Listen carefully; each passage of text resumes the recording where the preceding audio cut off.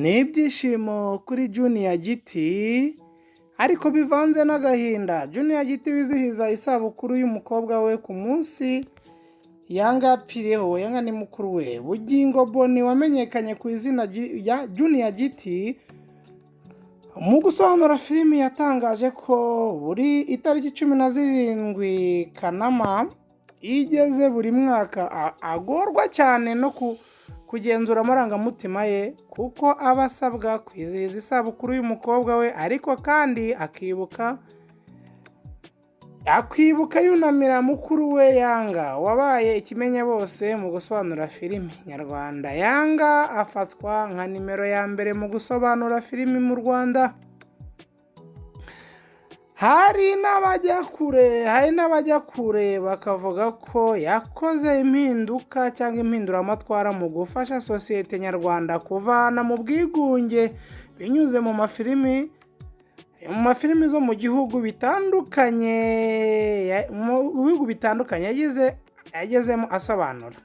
Na n'ubu filimi Yanga yasobanuye ziracyacicikana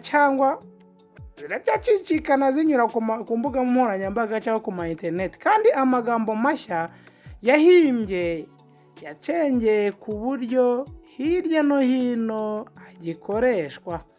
Umurage we wakomejwe na Junior Giti wateye ikirenge muke akomeza gusobanura amafilimi, zimwe zitambuka ku rubuga rwa www.igiti.net.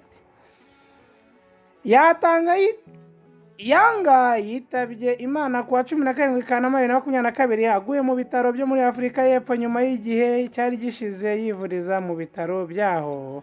Nyuma y'imyaka 2 ishize atashye Yerusalemu nshya, Junior Giti yabwiye Inyarwanda ko tariki 17 Kanama yabaye urwibutso rubi kuko irangwa n'agahinda kavanze n'ibyishimo.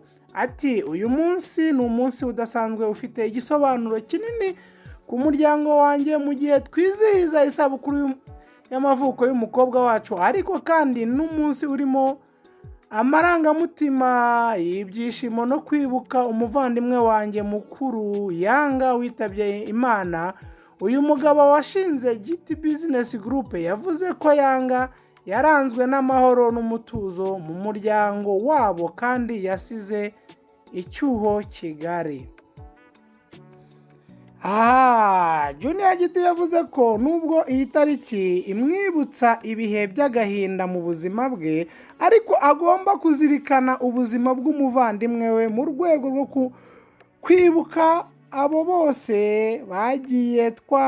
bagiye twakundaga tutakiri kumwe, kandi agomba kuzirikana mu kwizihiza isabukuru y'umukobwa we n'ibihe byiza twagiranye na Yanga akiriho. Ati nizere ko uru rugendo rw'ubuzima ari ruto, ndimo gukomera nkaniyubaka. Yanga yamamaye mu gusobanura amafilimi zari zigezweho hagati y'umwaka wa 2000 kugeza muri 2013.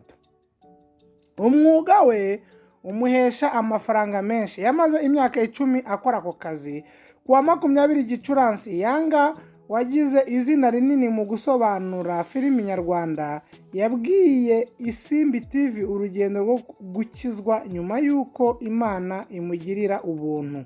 Yavuze ukuntu Imana yamusimbukije urupfu ubwo yari arwaye kanseri ku kigero cya nyuma agomba kubagwa, bakamukuramo igifu, Imana ikaza kumwiyereka agakira.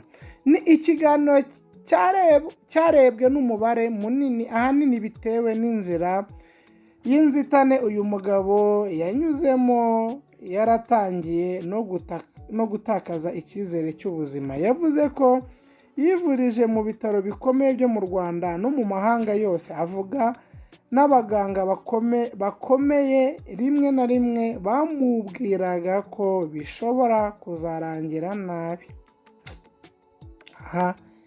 Junior Giti akomeze yihangane, kandi dukomeza twibuka umuvandimwe wacu Yanga.